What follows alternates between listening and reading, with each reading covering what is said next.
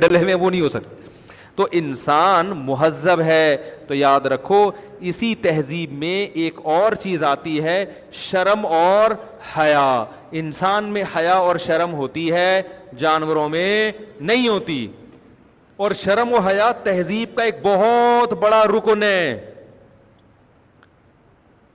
اور یہ شرم و حیا جو ہے نا, جس سے انسان مہذب بنتا ہے, یہ جو ہماری جو لبرل لوگ ہیں نا, یہ اس کی ویلیو کے بالکل بھی قائل نہیں ہے.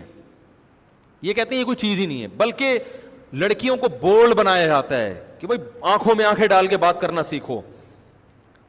نتیجہ کیا نکلتا ہے, وہ اپنے باپ سے بھی اسی طرح بات کرتی ہے جیسے اپنے ملازم سے, اپنے ٹیچر سے بھی اسی طرح بات کرے گی جیسے اپنے ملازم سے, شادی کے بعد اپنے شوہر سے بھی اسی طرح بات کرے گی جیسے اپنے ملازم سے.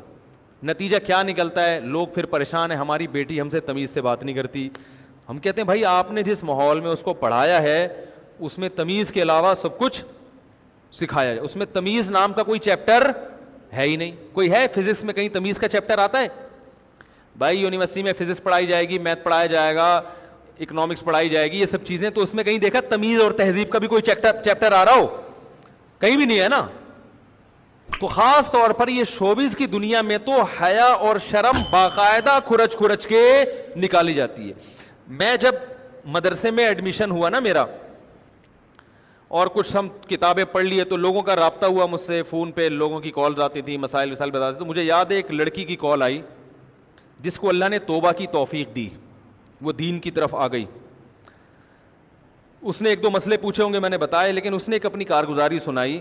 اس نے کہا کہ مفتی صاحب میں اتنی بدتمیز بن گئی تھی فلمی میگزین پڑھ پڑھ کے کہ میں اپنی ماں سے تمیز سے بات نہیں کرتی, کیونکہ میرے گھر میں فلمی میگزین آتا تھا.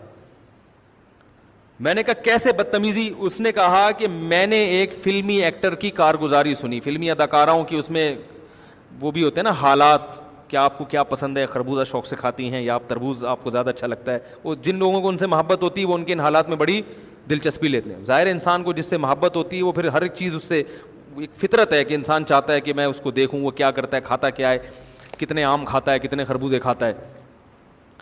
تو کہہ رہی میں اس کی کوئی ایکٹر تھی اس زمانے کی بڑی مشہور, تو وہ میں اس کے حالات پڑھتی تھی, تو اس میں اس نے اپنے حالات بتایا, میں یوں ہوں, میں یوں ہوں.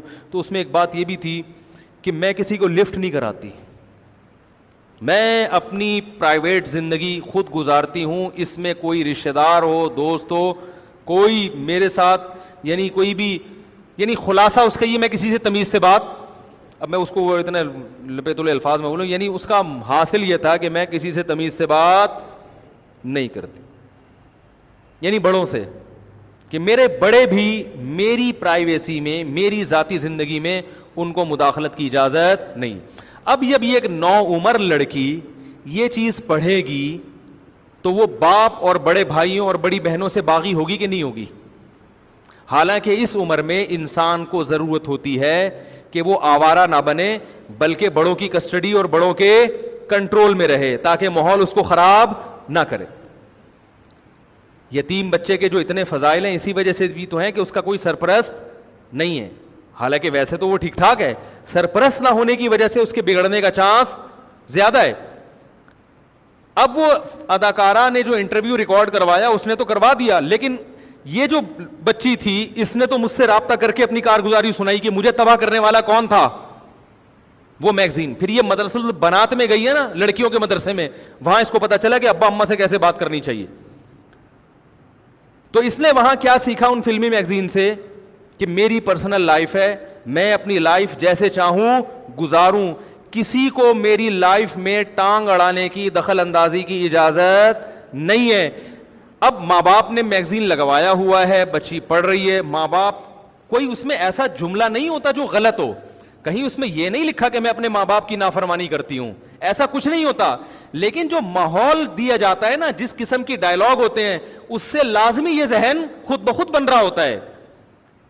بچوں کو یہ سکھانا چاہیے کہ بیٹا تمہارا تجربہ کم ہے, تم اپنے اتنے خیر خواہ نہیں ہو جتنے تمہارے والدین تمہارے خیر خواہ. یہ بھائی اور بہن, یہ جو رشتے ہیں یہ بڑے قیمتی رشتے ہوتے ہیں, یہ ہر وقت تمہارے کام آتے ہیں, ان سے ہمیشہ بنا کے رکھنا, کوئی کام ان کے مشورے کے بغیر نہ کرنا.